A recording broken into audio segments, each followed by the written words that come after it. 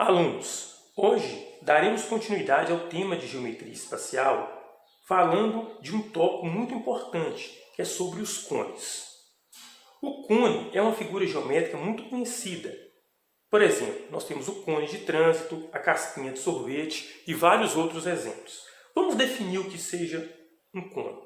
É um sólido geométrico formado pelo conjunto de todos os segmentos que tem uma extremidade em um círculo localizado no plano da base e a outra extremidade num ponto fixo fora do plano dessa base. Então vamos chamar esse ponto fixo de vértice V e vamos chamar de base do cone a esse círculo de raio R. O que seria a geratriz então? Geratriz seria os segmentos que têm uma extremidade nesse vértice aqui, que é esse ponto fora do plano dessa base, e a outra extremidade em qualquer ponto desse círculo que está na base. Vamos chamar um exemplo aqui de geratriz a cada um desses dois segmentos aqui então.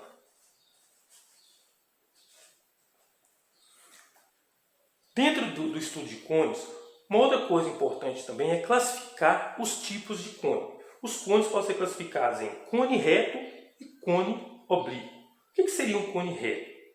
É aquele que o segmento que liga o vértice ao centro da base, na verdade, ao centro desse círculo aqui, ele é perpendicular.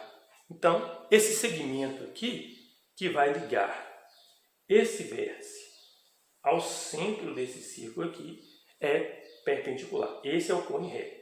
Cone oblíquo é quando o segmento que liga o vértice ao centro da base, ao centro do círculo, ele não é perpendicular, ele é oblíquo. Na verdade, ele é inclinado, que não é esse caso nosso aqui, então. Nós vimos que geratriz é representada por esse segmento, que está ligando esse vértice ao centro, a um ponto do círculo da base. E agora, vamos fazer algumas representações. Dentro de um cone, nós temos várias questões importantes. Primeiro, nós podemos falar das áreas. O que seria as áreas de um cone? Nós temos a área da base, por exemplo, aqui nós temos a base do cone, é um círculo. E nós vimos ainda no ensino fundamental que a área do círculo é dada por uma expressão assim, π. Então vamos escrever, a área do círculo é igual a π vezes o raio ao quadrado. Π é uma letra grega. A área lateral do cone é uma outra expressão que pode ser calculada através da fórmula π vezes r vezes g. Quem seria o R? R seria o raio da base do cone. E quem seria a geratriz? Seria o segmento que nós já falamos anteriormente. O volume. Quem seria o volume de um cone? O volume de um cone é dado por 1/3 vezes a área da base do cone pela sua altura. Só que a base de um cone é um círculo. Então, nós vimos que é dado por π vezes raio ao quadrado. Então, vamos substituir a B, que é a área da base, por π vezes raio ao quadrado. Então, vai ficar π vezes raio ao quadrado vezes esta altura aqui. Através dessas três relações, nós podemos resolver a maioria dos exercícios envolvendo o cone. E vamos fazer uma aplicação de um exercício através desse exercício da PUC de Minas Gerais.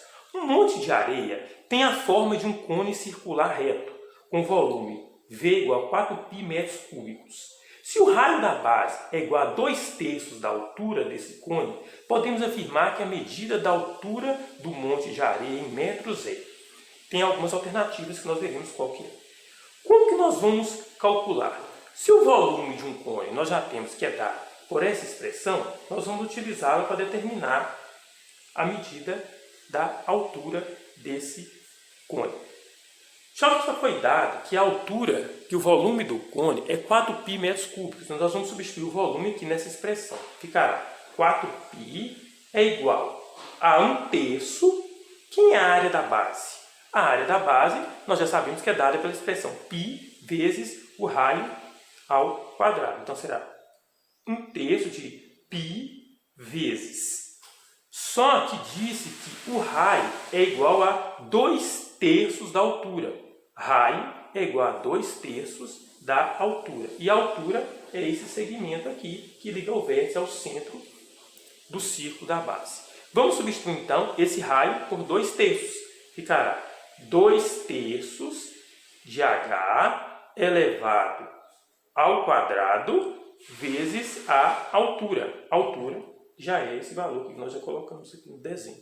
Continuando a nossa expressão, ficará 4π é igual a 1/3 vezes π vezes 2 ao quadrado, 4. 3 ao quadrado, 9 vezes h elevado ao quadrado. Então, é uma potência elevada ao quadrado. Vezes esse h aqui.